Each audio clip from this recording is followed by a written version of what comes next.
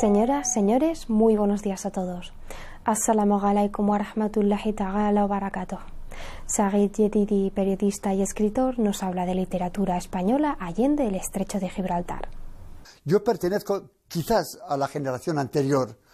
Sí, se escribe mucho, hay muchísima abundancia, muchísimo genio, muchísimos temas. La literatura marroquí de expresión española es una literatura marroquí de expresión española.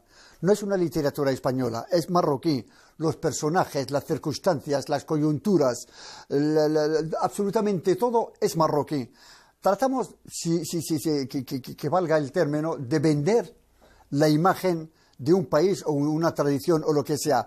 Lo que pasa es que también hay una cosa, es que hay cierta diferencia entre la literatura marroquí de expresión española y la literatura marroquí de expresión francesa. Francia da muchísimo más interés, más importancia. Incluso propone a marroquíes como Tahir Benjelloun o como el Habib Melki a premios tan importantes, tan prestigiosos como la Goncourt o como más que la.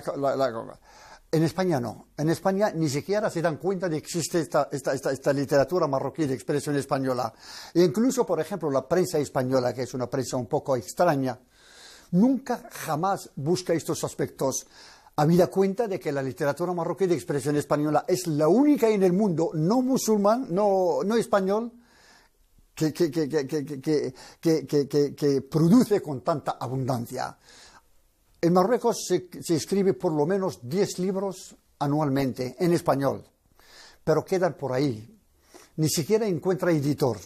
Todo. Yo, por ejemplo, mi último libro, el 11M, Madrid 1425, me ayudaron los americanos, no los españoles. He recurrido a España, he recurrido a Marruecos, no he encontrado apoyo ni absolutamente nada. Luego, un americano, por sorpresa, vio el manuscrito y me dijo, esto nos interesa a nosotros porque se trata realmente de un manual antiterrorista.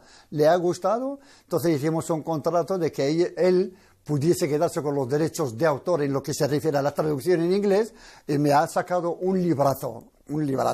Fue Estados Unidos, no España. En España he tenido muchos amigos en España, en la prensa, tanto en el país del que he sido corresponsal durante 2 años en el Magreb árabe, pero no han publicado absolutamente nada. Ni yo esperaba que publicasen absolutamente nada, ni el país ni el mundo, porque han publicado ya los que me interesaban que publicasen y lo han hecho bien. Esta literatura se desarrolla. Esta literatura encuentra muchísimos problemas. Esta literatura está muy zancadillada.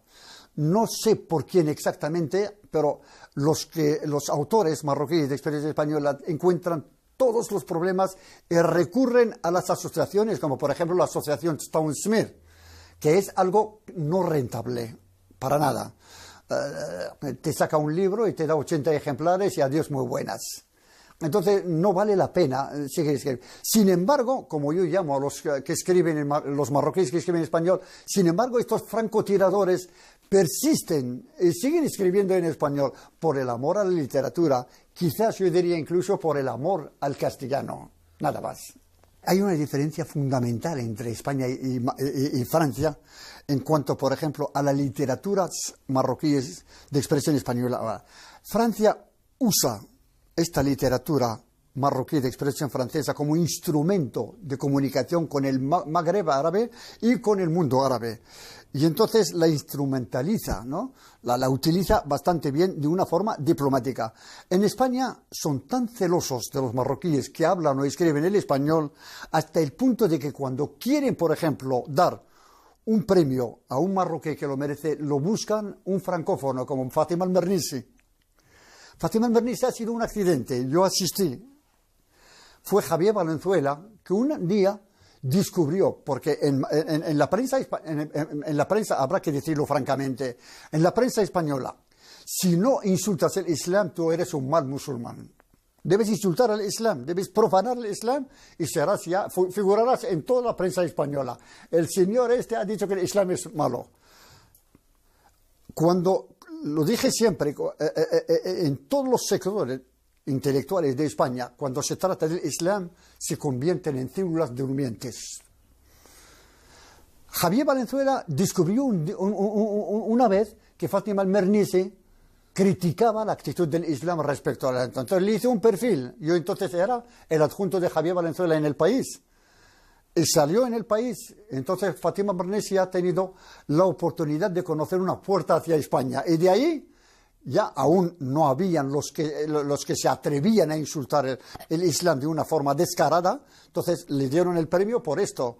Ahora, de que le diesen, por ejemplo, el Cervantes o Goya o lo que sea, porque ha escrito un libro sobre otras cosas, difícilmente.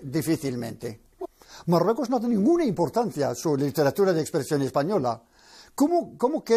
Yo, por ejemplo, ¿cómo quisiera yo que España se interesase por una cultura que Marruecos la pisotea? Nunca se ha dado cuenta de que actualmente la diplomacia firme, como por ejemplo la embajada y el embajador, no sirven para nada. Actualmente hay la diplomacia cultural, hay la cultura diplomática, hay algo, pero Marruecos ni siquiera está al tanto de nuestra existencia. Nunca jamás hemos encontrado ni un gramo de apoyo, ni por parte del Ministerio de Asuntos Exteriores, ni por parte del Ministerio de Cultura. Entonces, ¿cómo quisiéramos nosotros que España se dé cuenta? Claro, que nosotros, como ya he dicho y he repetido, somos francotiradores. Nos pasamos la vida, los hay escritores marroquíes que se pasean por sus ciudades con una bolsa, diciendo a los amigos, oye, ¿por qué no me compras un libro? Ayúdame Es que porque el problema no es la edición del libro, es la distribución. Ni la primera ni la segunda existe en Marruecos. Y si lo das a una asociación, entonces lo que haces es regalar tu obra, que quizás te ha llevado un año o dos escribiendo. Es lo que a mí me ocurrió, por ejemplo, en Grito Primal, en Precintado, en Autodeterminación de Invernadero, que es un libro, el único escrito sobre el Sahara de una forma extraordinaria, pero nadie se ha dado cuenta de la existencia de este libro. Me refiero en Marruecos. En mi último libro está encontrando un poco de eco en España, porque gracias a algunos amigos, no gracias a Marruecos. Yo he sido corresponsal de Televisa, de ECO, se llama Galavisión para el mundo exterior. Galavisión desgraciadamente ha fracasado, o casi. Tenía en cierto tiempo, cuando yo era corresponsal internacional de Galavisión, era una de las mejores televisiones del mundo. Y luego he sido también corresponsal del diario El País, el español, en el Magreb árabe, no en Marruecos, en el Magreb árabe. He sido corresponsal de Monitor de España, de la DPA, Dutch Press Agency de Madrid. Yo cubría Mauritania y Marruecos. Y actualmente soy corresponsal internacional en América Latina. Hay un grado superior del periodismo que se llama investigador. Actualmente yo soy investigador en MVS, que es el CNN de México, pero más colaboro actualmente, que es lo que más me gusta actualmente, con los centros de estudios estratégicos. Soy el jefe del Departamento de los Estudios Estratégicos de la MIVA del Golfo, una agencia del Golfo en Rabat y en Abu Dhabi. Yo soy el jefe del Departamento de los Estudios Estratégicos. Y con MVS les he cubierto, por ejemplo, toda la guerra de Gaza. He sido de los pocos árabes que han entrado ahí y que han hecho la guerra. Le he cubierto también el 5º Foro del Agua en Estambul, en Turquía. Les hago cosas grandes cuando hay, por ejemplo, una guerra en Afganistán, cuando algo me mandan a mí. Pero nada más, más escribo en centros de investigación. Bien, pues hasta el momento tengo una serie de proyectos, yo diría propuestas, ¿no? Y quizás entre estas propuestas, la más firme es el Canal Islámico Córdoba, del que hasta el momento soy el director general. Tengo otras propuestas también de otros canales, también en español, islámicos, pero hasta el momento están en un estado embrionario, no veo muy claro. Tengo un poco de lo que son las consultas políticas con ciertas personalidades, los hago cuando estoy en Rabat. Viajo mucho, mis conferencias, viajo mucho y sobre todo en el ámbito islámico. Por ejemplo, lo de Chechenia era el Islam and Peace, el Islam y la paz. Por ejemplo, de Nouakchott, la semana pasada, era Ahl al-Bayt, el Islam y Ahl al-Bayt, el Islam y la familia del profeta, pero ya con más sentido político, sentido geopolítico, sentido estratégico. Voy recorriendo el mundo ya con mis conferencias y también un poco sobre mis libros.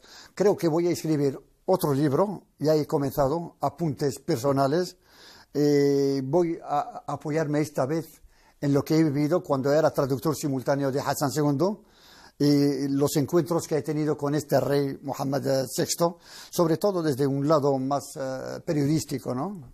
Yo estuve en Mauritania, como te dije, y no solamente en Nouakchott. He tenido el placer porque era realmente el conocimiento, mejor, más bien la exploración de algo que jamás me hubiese imaginado. He recorrido a 150 hasta 300 kilómetros de Nouakchott. He visto lo que es Mauritania, lo que es esta parte del mundo. Yo creo que la democracia islámica está en el Corán. Yo personalmente sí sé que es mi deber enterarme de los usos, de las costumbres, de los principios, de los dichos, de la historia, de la civilización, de la jurisprudencia islámica, pero más fundamentalmente del Corán. Yo aprendí la democracia del Corán. Yo aprendí la cultura de la tolerancia del Corán. Yo aprendí el espíritu de apertura y de respeto del prójimo del Corán. Yo he hecho lo que había hecho Descartes antes de mí. Yo saqué todo de mi mente, toda esta formación colonial o precolonial o postcolonial, y comencé a leer el Corán, a leer los dichos del profeta, a vivir intensamente lo que decía el profeta Sayyidina Muhammad, y descubrí de que no tenía nada que envidiar al más demócrata occidental. Todo estaba ahí en este libro santo. Entonces yo creo que la democracia sí, efectivamente se ha aplicado en algunos califatos. El Abbasiyyin, el Umayyín eran, o aquí incluso en Andalucía, por ejemplo, el Andalus era el ejemplo, el símbolo de lo que era la democracia, la convivencia, como vivían los cristianos, los judíos, los musulmanes. Nunca jamás se ha vuelto a repetir este caso. Aunque ahora, por ejemplo, pretender lo contrario, no es lo mismo, ni muchísimo menos. Estamos hablando de una diferencia de siglos y no de años, ¿no? Es decir, que el Islam es apto, que puede desenvolverse en este tejido democrático, de este tejido. Hay una salud moral en el Islam que se debe respetar. Yo creo que leyendo el Corán, o mejor dicho, comprendiendo el sentido profundo del Corán, yo creo que uno debe sentirse, no tiene nada que envidiar para la democracia ni para la forma de ser europea. Gracias por la atención prestada. Estaremos de nuevo con todos ustedes el próximo domingo a la misma hora. Hasta entonces, nuestros mejores deseos de paz y de bienestar. Si desean ver de nuevo este programa, pueden hacerlo a través de la página web www.rtv.es. As-salamu alaykum.